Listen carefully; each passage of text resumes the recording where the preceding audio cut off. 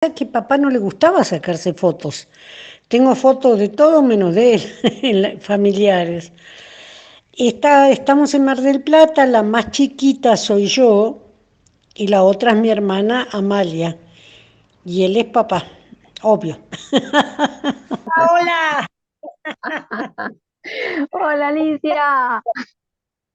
ay, con un piano, qué lindo, Ah, con un Ay, qué teclado. gusto tenerte. Bueno, acá estamos con Alicia Contursi en esta tarde hermosa, con una generosidad enorme de su parte por poder entrevistarla con el objetivo de poder conocer de primera mano, ¿no? a uno de los autores más emblemáticos del tango, que es José María Contursi. Buenas tardes, Alicia.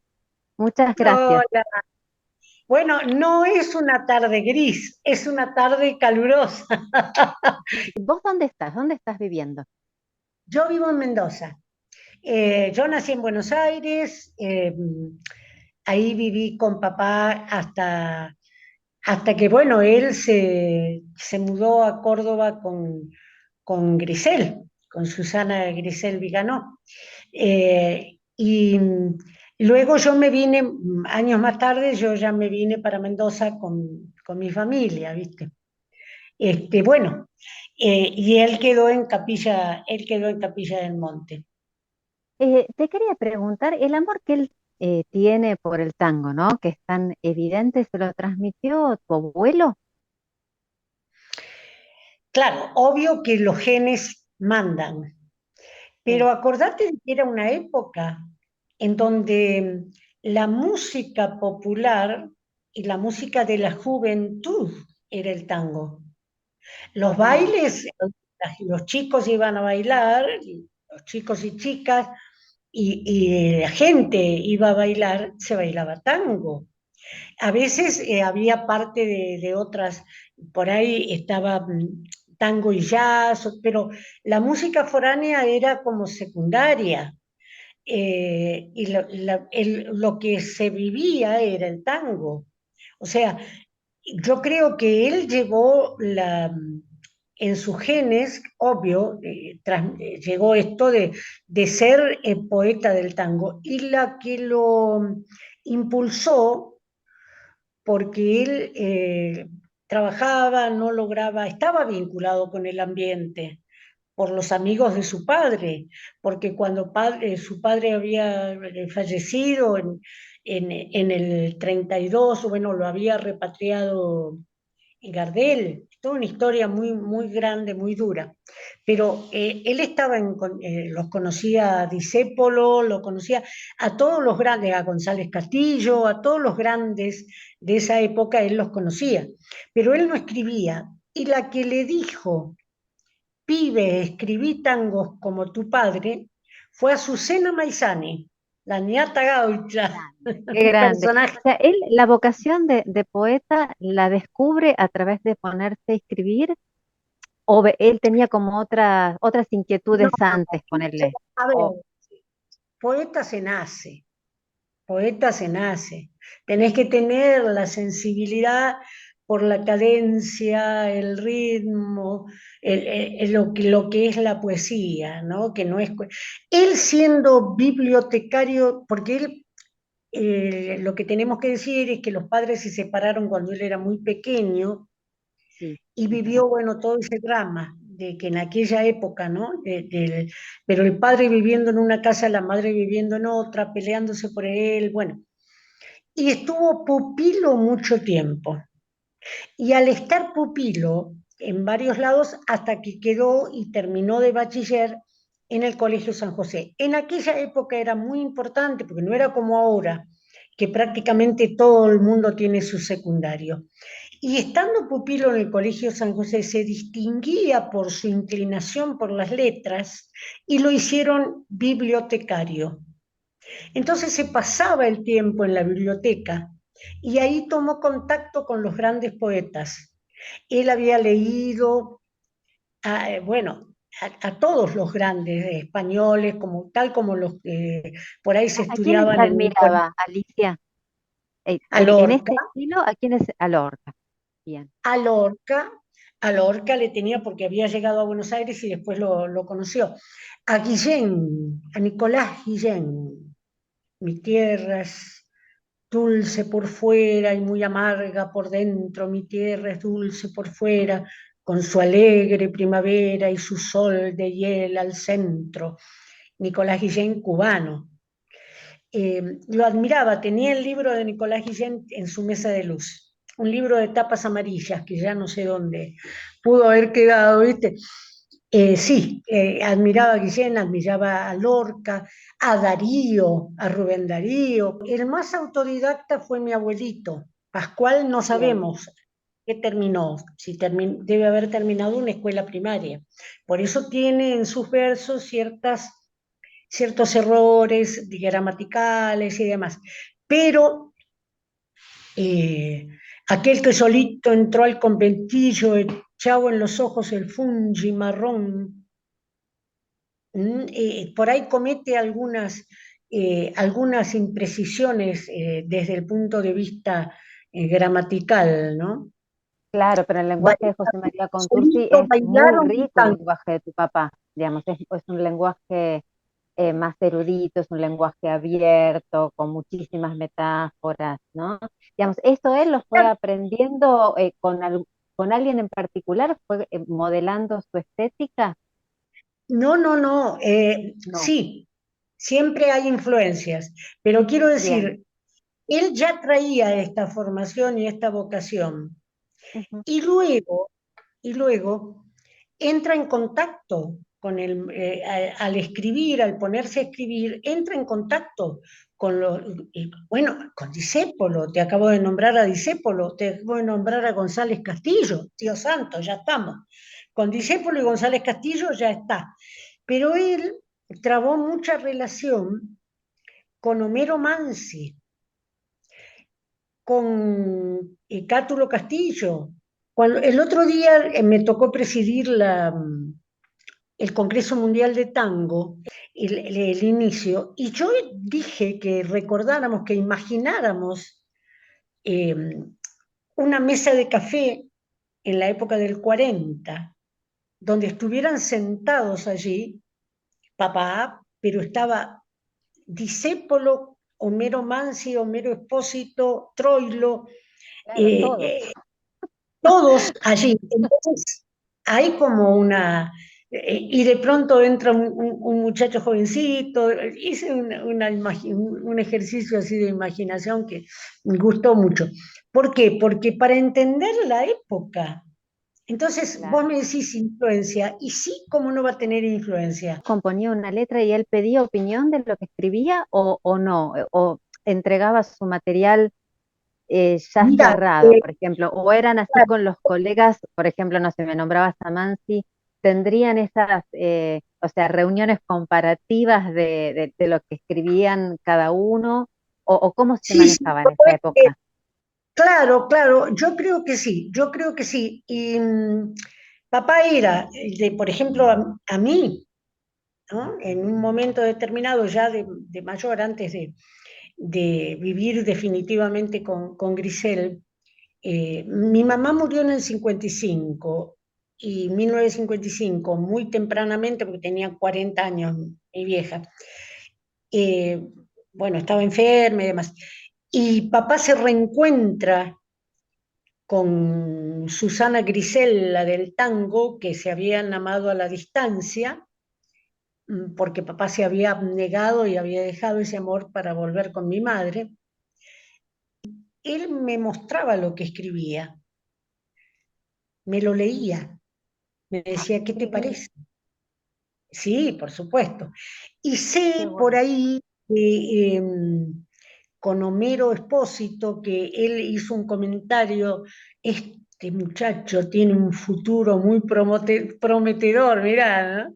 Como Ya. que se apoyaban, porque Homero le había mostrado afiches, o sea que Homero Espósito le había ido a mostrar él, mirá lo que escribí, a ver Bien, qué o te sea, parece. entre ellos, para entenderlos, ¿no? Entre ellos el ambiente no era competitivo, alumbrabas como un ambiente más comunitario en relación a la construcción, a lo que cada uno escribía.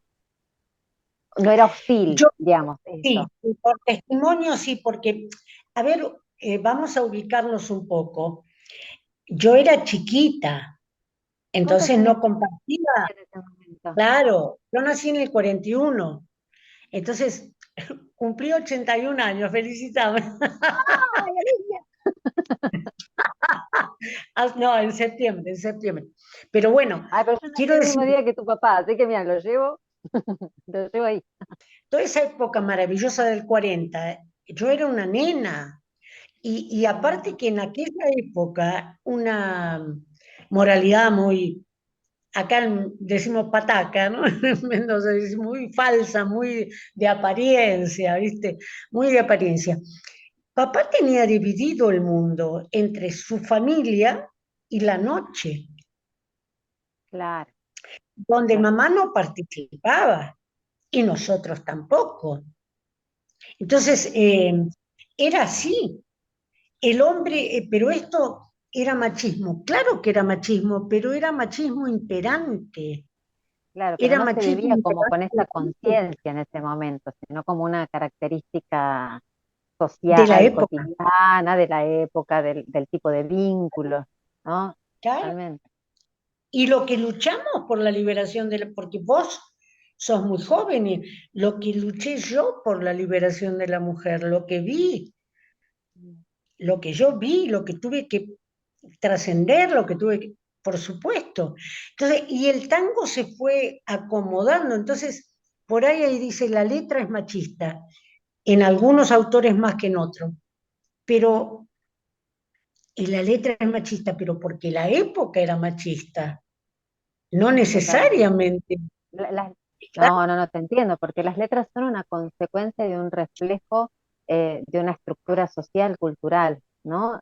O por lo menos así deberían ser, que fueran una expresión de lo que siempre son el machistas. pueblo va viviendo, ¿no? Y algunos autores más que otros van como revelando ese proceso histórico que uno lo puede conocer a través también de las composiciones en la música de un periodo, ¿no? Determinado, que es Pero con ¿qué muchísima pasa? claridad. Tenés toda la razón del mundo, Luciana. Eso es lo que llamamos en filosofía de la cultura ser emergentes de la época. Esto es Hegel, una concepción hegeliana, ¿no? De Hegel. Pero habla que cada época tiene que el arte, las manifestaciones culturales en general, y el arte específicamente, pintura, escultura, música, la música, ¿no? Y la literatura y la poesía y todo, son emergentes del momento. Sabes que ahora que la nombrabas a Cristel, siempre tuve la inquietud, ¿no? Al leer las letras, ¿no? De tu papá y a conocer algunas historias, ¿no? Que se iban revelando a través de ellas, si la inspiración para la mayoría de las letras es esta historia que tuvo con Cristel, o vos que conocés como o en profundidad todo lo ocurrido, los personajes que aparecen en sus poesías son de ficción, son de realidad. Mira, yo te voy a decir, también te voy a decir lo mismo. Yo no puedo saberlo porque un padre no le dice a su hija, Claro, no le habla de amores que no sean, o sea, no, no, pero te has nunca tuve la. enterado después, digamos. Claro, claro, inclusive yo no sabía que Grisel era real, porque para mí era él decía que era la imaginación del poeta, él Mirá, escribía, el poeta escribe, y si no siempre el personaje, por ejemplo, cuando él escribe Un alma buena, que es que van a un velorio, ¿no? Está la mujer ahí velando, están velando a la mujer, y dice, dirán es un alma buena, porque él va ahí, nadie me conoce aquí, dirán es un alma buena, una obra menos conocida. Y cuando le dijimos, pero papá, ¿cómo es esto? Y dijo, no, es porque al otro se le murió. Siempre era, siempre, bueno, hay que entender esa época y aparte hay que entender la relación padre-hija. Ahora, totalmente. conociéndolo a él con mirada de estudio al tango, con mirada retrospectiva, voy a decir dos cosas. Bien, Que el amor de papá por Grisel persistió a través de más fuerte que el olvido, el tiempo y la distancia, como dice él. Estoy citándolo. hermosos versos de la noche que te fuiste. Hermosos versos de la noche que te fuiste, exactamente. Que es una obra exquisita, exquisita, la noche que te fuiste. Pero siguiendo esto, él está casado con mamá, Mm, tienen a mi hermana mayor que ya falleció, eh,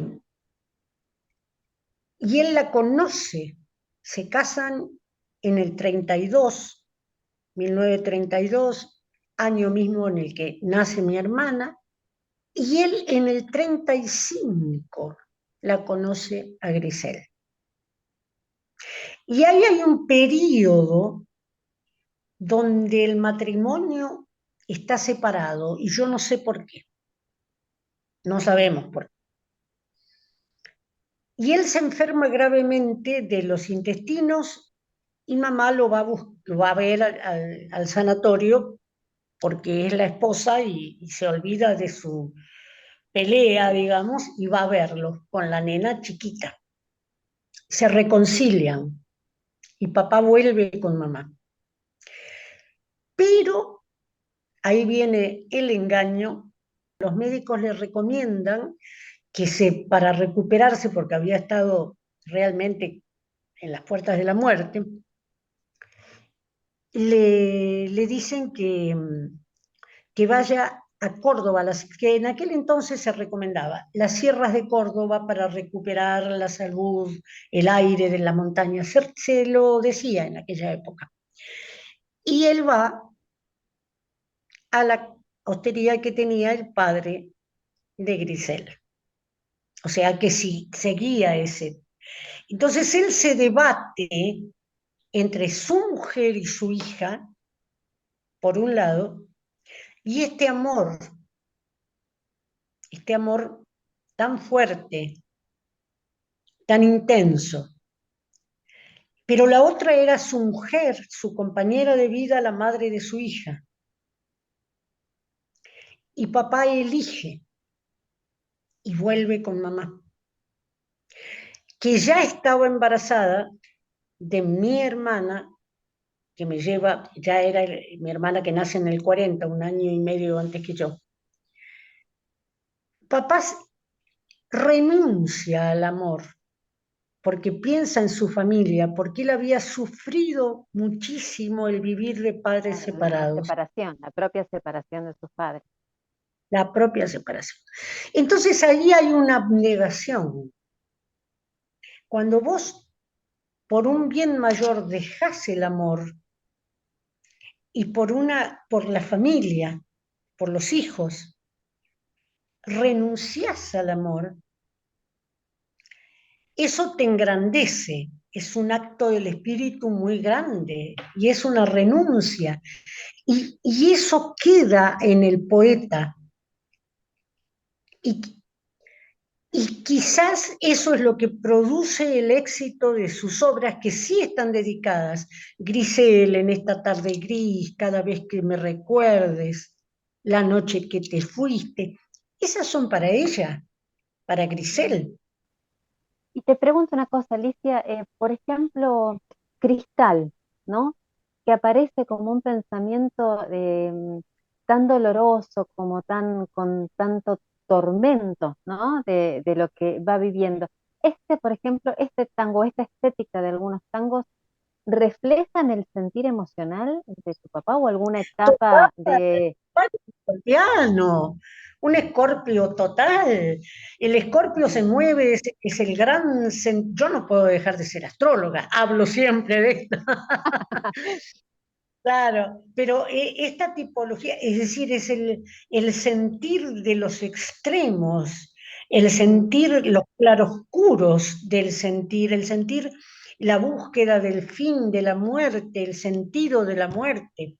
Quisiera abrir lentamente mis venas, mi sangre toda verterla a tus pies para poderte demostrar que más no puedo amar y entonces morir después, sombras nada más. Otro tangazo de aquellos, una cosa impresionante. Bueno, papá era así. Ahora, Bueno, o sea, sus quizás esto elecciones de alguna manera, ¿no? Tan maduras en extremista, relación a poder preservar a su familia, elegir, como vos decías, un bien mayor en relación a otra cosa que podía querer también para él. Bueno, en algún momento esto se expresa, digamos, en sus letras como de lo que él iba procesando por dentro también. total, claro, pero aparte de eso, ¿no? Y a lo mejor allí no lo sabemos. Pudo haber alguna comunicación que ella no le respondió, porque ella ya se abrió, Grisel se abrió y buscó y se casó y tuvo una hija. Le fue mal en ese matrimonio y se separó. Pero quiero decir, ella se hizo, ¿no? Como dice papá después otra vez Grisel, cuando la recibe, le dice, vienes huyendo de la vida. Una frase muy linda, ¿no? Vienes huyendo de la vida, como diciéndole todo lo que te pasó, ¿no? Entonces, estos alejamientos a lo mejor vienen por allí porque quizás no lo podemos llegar a saber. Él le escribió o lo que fuere, ¿no? Eh, Él me dijo que no se habían comunicado, pero por ahí después aparecieron unas cartas donde sí se habían comunicado. Entonces, eh, pero sí, desde que él estaba con su mujer y ella estaba con su marido. No sabemos, hoy en día lo miramos de otra manera. En el siglo Y sabes que pasado, tengo una duda, Alicia, del periodo del encuentro con Grisel, ¿no? Desde el momento en que, digamos, ese sueño se concreta y son los últimos años de tu papá que comparten juntos, ¿la producción poética cambió en él? no, no hubo. No, Sí, pero no hubo de tango, no hubo producción hubo- poética de tango. Hubo un libro en donde papá cambia totalmente porque papá se va, ella lo lleva, lo saca de su contexto de Buenos Aires, el duque de la noche porteña, como dijo Jorge Montes, lo saca de ese contexto. Papá sufrió una profunda depresión y estaba no iba, no tenía vida nocturna, había dejado todo el tango, había dejado todo y también la producción. Y se lo lleva en el 68, se lo lleva acá y papá muere en el 72. Y lo saca de Buenos Aires y va a Capilla del Monte y papá toma contacto, como dice él, con una realidad que no es la mía, porque empieza a ver la pobreza de la gente de las sierras y escribe un libro, El Chango Carmen y otros poemas serranos, donde no es el José María Contursi de sus tangos. Es un hombre que está sintiendo el dolor de la pobreza de la gente, ¿no? Y que lo dice en un momento, que no tiene penas, pero ve las penas ajenas. Él está bien porque está con ella, la tiene a ella a su lado y está bien y tiene para comer y tiene para todo lo que quiere, para pasar una vida tampoco de grandes lujos, pero dice que yo no tengo penas, pero veo la pena ajena, o sea, se transforma por esto que vos lo dijiste, que el contexto te lleva, lo que vos vivís en él. Y él descubre una realidad que desde Buenos Aires no la conocía. Acordate de que era una época donde no había, la gente joven le cuesta entender la época donde no había internet, donde, claro. No, no, no, era el mundo era más real, mira, de yo te alguna, cuento y también daba como algunas cosas de imaginación con las cartas, ¿no? Esto de esperar a que la carta llegue o escribir y que pasen determinados tiempos, y si no llega, ¿no? Hay como una, claro, una Claro, y ilusión, vos no un sabías marco poético la muy diferente. emoción que te daba cuando llegaba el cartero y te traía una carta de la persona que vos estabas esperando, ¿viste? Y luego también estaba el telegrama que se usaba para casos, digamos, así, noticias muy concretas, ¿no? Entonces, por ejemplo, cuando yo era chica y salía de vacaciones con el colegio, por ejemplo, no, con el colegio, no, con la universidad. Y entonces papá me decía, por favor, al llegar, eh, se van de excursión a, qué sé yo, a Bariloche, desde Buenos Aires, ¿no? Entonces, al llegar, poneme un telegrama, y me daba el texto, papá, llegué bien. Y entonces papá siempre decía, si no hay noticias, es que está todo bien, porque las noticias llegan más rápido. Alicia, ¿les dedicó a ustedes algún tema en especial en su composición? No, no, a nosotros no.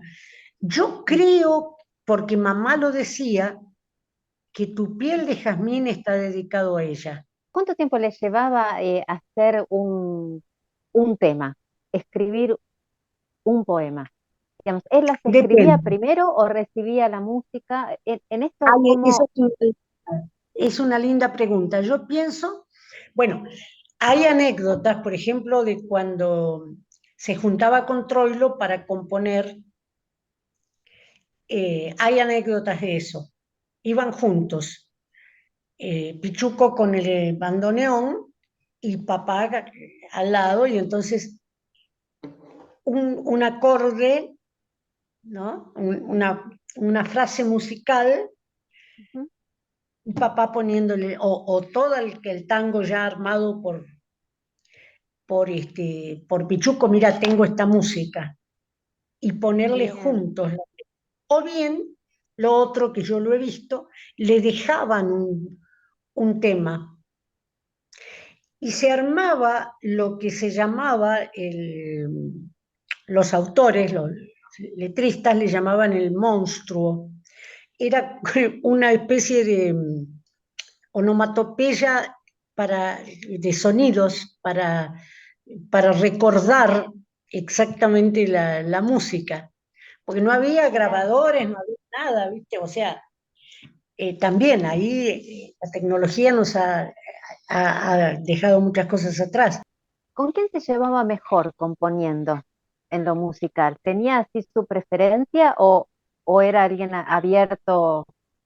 Empieza sus obras con Joaquín Mauricio Mora, el negro Mora, una belleza, todo lo que hace con Mora es exquisito, todo lo que hace Mora es exquisito. En un momento determinado de la época de los 40, de la década de los 40, papá era el niño mimado donde todos los autores querían tener algo con él por su lirismo, porque era un estilo especial dentro del tango, es un estilo lírico. Entonces, romántico, y era muy representativo. La época también acompañaba porque estaba el romanticismo en Estados Unidos, en las músicas de Estados Unidos, Cole Porter, todos los demás, Roger Hart, todos los grandes dúos de allá de Estados Unidos, Bing Crosby, Frank Sinatra, todo aquello. Entonces se iba, y sobre todo, lo más importante de todo, es que Gardel, que había muerto en el 35, pero había anticipado todo eso con Lepera, que Lepera ha sido, para mí es el más grande poeta del tango, lo que pasa que al lado de Gardel como que queda ahí de costado. Y lo buscaban por romántico. Entonces papá tiene composiciones con todos los grandes. Los cantantes que han estrenado sus obras, ¿no? ¿Él tenía alguna preferencia, digamos, de decir, uy, mira, qué bien grabó esta versión, ¿no? No sé, determinado Mira, intérprete. sí, lo tenía mucho por muchos cantantes, pero especialmente por los de Troilo. Cuando muere Fiorentino, se publica o se edita un disco en aquel entonces, en long play, claro, El gorrión caído, porque Fiorentino había muerto. Que muere en un accidente acá en Mendoza, te cuento, y que estaba de visita. Y papá le dedica unas palabras ahí. Y él dice que se siente identificado, que se sentía identificado con la voz de Fiorentino y la interpretación de Fiorentino. Pero Mira, también qué lo lindo. miraba y lo quería a Alberto Marino, la voz de oro del tango, y a Rivero, lo respetaba enormemente. Y por supuesto Gardel, escuchábamos juntos Gardel. Él tenía un Sí. disco de ¿En tu casa varios. se escuchaba cuando vos eras chica, digamos, escuchaban tangos con tu papá?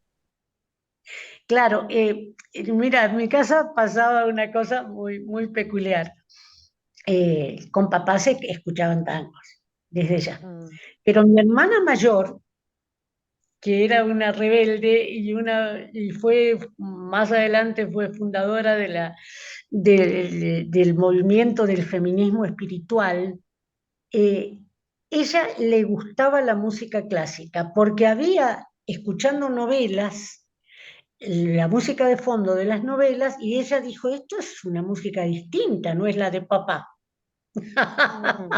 Mira, Y empezó a escuchar, se rebeló contra su padre, y empezó a escuchar música clásica, y se convirtió con el tiempo en una melómana, pero extraordinaria, que escribía sobre la vida de los grandes compositores clásicos, de Beethoven, de Mozart, de Beethoven, de Wagner, era wagneriana, totalmente wagneriana. Entonces en casa, cuando no estaba papá, cuando el lobo no está, se escuchaban. mi hermano ponía música clásica. Y llegaba papá y decía, no es hora de escuchar esa música. No, mira, Entonces, bueno, le decía, ¿cuándo es hora? Estaba la Alicia, rivalidad entre claro, claro, pero era una rivalidad de hija a padre, en una totalmente. época donde ella también luchaba por el feminismo. Haber tenido así tanto a tu abuelo como a tu papá, ¿no? Dos personas populares, trascendentes, que han marcado un momento, distintos momentos históricos, ¿no? Eso para vos, en cuanto a influencia, ¿no? De que todo, la vida privada no sea privada, sino que sea pública, que tu familia de alguna manera hayan sido tan conocidos, ¿te influenció Mucho, positivamente, negativamente? Eh, eh, tanto negativa como positivamente.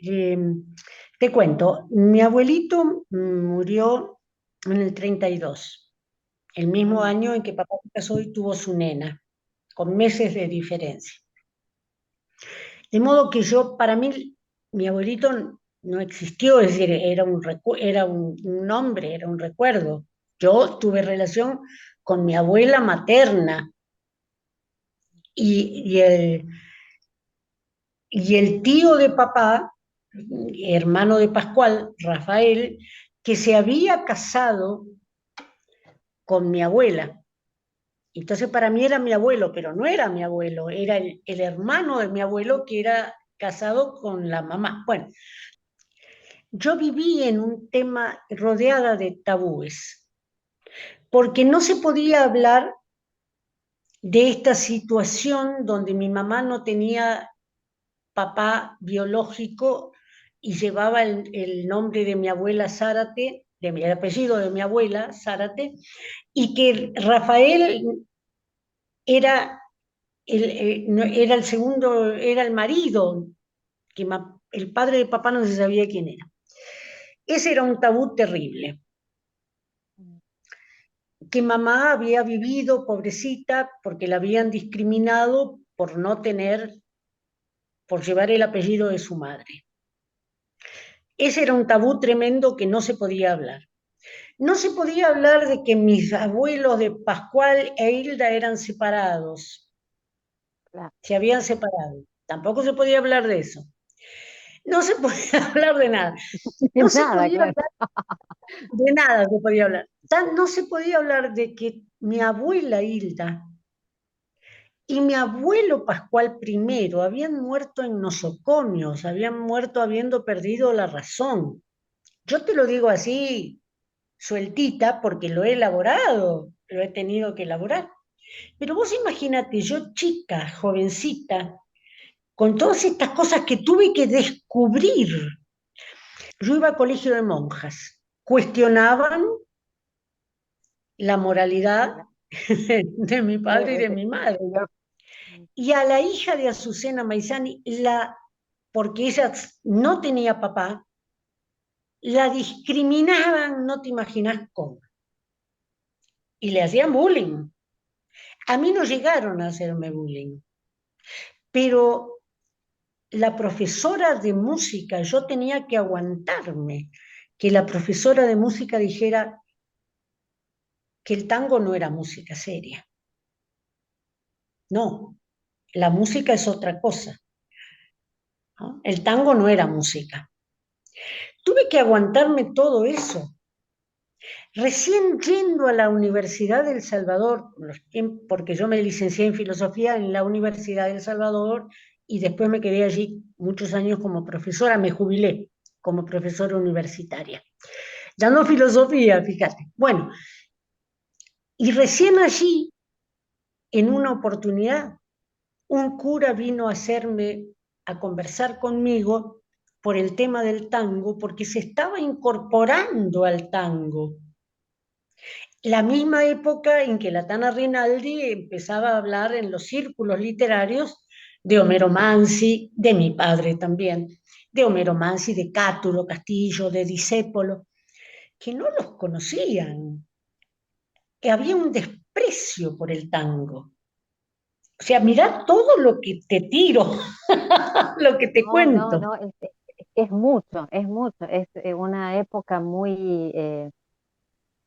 es una época hermosa por un lado y es muy cruel por otras, ¿no? Digamos, toda faceta histórica tiene como un momento idílico, aparentemente, de un montón de cosas que uno añoraría, ¿no? En lo creativo, en esas duplas inmensas, ¿no? Que han dejado tanto, pero por otro lado hay cosas terribles que han pasado, que por suerte, ¿no? Con el paso del tiempo pueden mirarse, observarse de otra Son manera. cosas históricas las que te estoy contando, son cosas históricas. En aquel entonces, ahora estamos en una diversidad sexual de respeto total por la elección del otro, pero en aquel entonces decir que alguien era homosexual, Dios mío, era algo tremendo, ¿viste? Era un estigma. ¿Con qué aspectos Entonces, te quedás como de mayor admiración de tu papá? mi padre era un ser maravilloso, era poeta en las cosas cotidianas. Mi padre en un departamento en la calle Chaco 20, donde hace poco le pusimos una placa, Chaco 20, ahí en Avenida del Plata y Rivadavia, donde él se quedó viudo y demás, eh, criaba canarios. Tenía la jaula de los canarios arriba de un enorme ropero en su dormitorio. Mm. Y él me enseñó a criar los canarios, porque la canaria pone los huevitos uno por día, y si se los dejas en el mismo nido, cuando nacen, uno tiene más días que 6 días más que los demás y los mata. Es así. Entonces había unos huevitos especiales para criadores de canarios, unos huevitos especiales que se le ponían, se le reemplazaban, y el huevito verdadero lo tenía en una cajita entre algodones y me decía, vení, mira, este es el huevito verdadero. Era un poeta que quería tener esos canarios ahí para que le regalaran el sonido del canario, le regalaba el alma. Era un hombre delicado que conmigo, por respeto a su hija, no decía malas palabras, no puteaba. Por ahí Ya. se agarraba así para no, ¿me entendés? Era un hombre exquisito, cuidadoso de su intimidad, que no quería que viéramos. ni las medias sucias, ¿me entendés a lo que voy? Sí, Entonces, sí, era un ser totalmente. maravilloso a quien, y que siempre me ofreció ternura y comprensión, jamás me pegó, por ahí se enojó y en algún momento me retó fuerte, ¿me entendés? Pero era de una exquisitez que yo agradezco el haber compartido con él y el que haya sido mi padre. Y sé que tenía toda la fortaleza, porque el escorpiano es un hombre duro y es un hombre fuerte y lo rige Marte y es pelea en la vida y tiene la dulzura y la comprensión y la ternura. Por lo menos mi padre era así. Ese es mi padre, ese es mi padre. Es porque todavía lo siento, porque siento su espíritu, como él sentía, como él tenía esas percepciones, ¿no? A veces cuando en sueños tu imagen aparece, o todo lo que le da, ¿no? La lluvia habla de ti, toda esa percepción paranormal, ¿no? La tengo yo y él está conmigo y él está acá, ¿eh? Está atrás mío, no se ve pero está con nosotros en este momento, está. Ay, Alicia, tan lindo haber compartido esta charla con vos. El otro día me decías, me recordabas algunos tangos no tan conocidos, ¿no? Por los cantantes. ¿Te acordás para nombrármelos ahora? Alondras, me dijiste, uno era, ¿no? Eh, ¿Tenés uno preferido? Qué difícil. Y, Ay, y muy hay bien, es como el mío. pero el que más me toca y me parece Mm, es tú, porque ahí le tú. veo un mensaje como de esperanza, ¿no? Con la magia de tu amor y tu bondad me enseñaste a sonreír y a perdonar. Yo tuve que hacer toda una especie de trabajo personal, ¿no? Hoy lo llamarían de constelaciones familiares o lo llamarían de una cosa así, ¿no?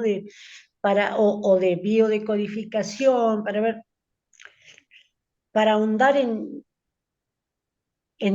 mi infancia, en mi pasado, para solucionar algunos problemas. Me encontré con el tango y con que mi sentir estaba ligado a ese sentir de mi viejo, ¿no? Eh, y por eso me volví tanguera. Yo estudiaba en la universidad, estaba en otro lado, yo no estaba en esto. Reconocí ese sentir visceral, ¿no? Del tango. Te encontrás, ¿no? Como dice Ladia, es algo mío, ¿no? Lo reconozco, es algo mío. Cuando vos te identificaste, sale de adentro, el tango se siente adentro. Sí, son los genes, pero es también el sentir del argentino y tiene que ver con la patria y tiene que ver con la identidad, ¿no? Propia. Y cuando uno se busca a sí mismo y mira para adentro, encuentra, en mi caso, encuentra el tango. Y ahí decía, ¿no? ¿Quién era el padre de Badía? Que le decía a Badía, le decía, el tango te va a esperar. Y es verdad, el tango te espera. Y ahora está en los jóvenes porque volvió a través del baile, pero si te has criado con el maravilloso rock nacional, porque yo amo al rock nacional, no lo, bueno, Goyeneche también lo amaba, decían nuestros muchachos. ¿Y algún pensamiento que quieras dejar para quienes vayan a ir escuchando esta entrevista? Tu palabra y tu legado, también para dejarnos a través de tu familia, me encantaría. Yo diría que la época del tango que vivieron mi padre y mi abuelo, en la época esa donde se gestó el tango canción, el tango venía de antes como música, como baile, pero la época del tango canción, fue un momento muy especial, muy rico, que no tenemos que dejar que se olvide. En realidad no se va a olvidar, porque por sí solo tiene peso, como los momentos donde se construyeron los movimientos culturales distintos de las distintas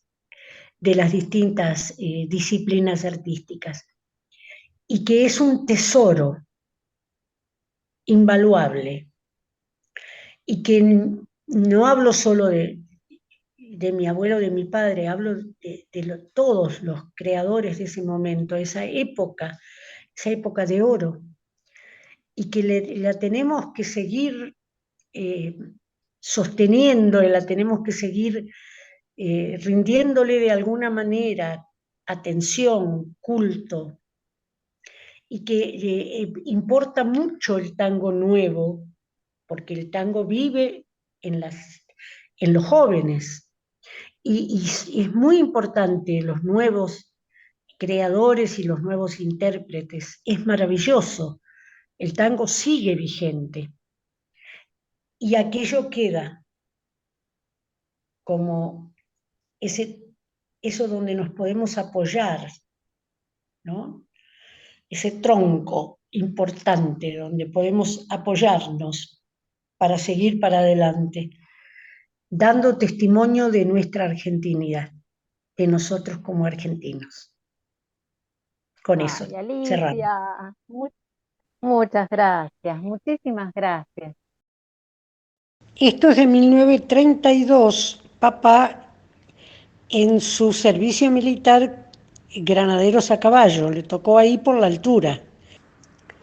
Y se casó con mamá y tuvo la nena, todo junto, nació mi hermano mayor y entonces, bueno, eh, creo que terminó antes el servicio militar porque tenía que atender a su familia.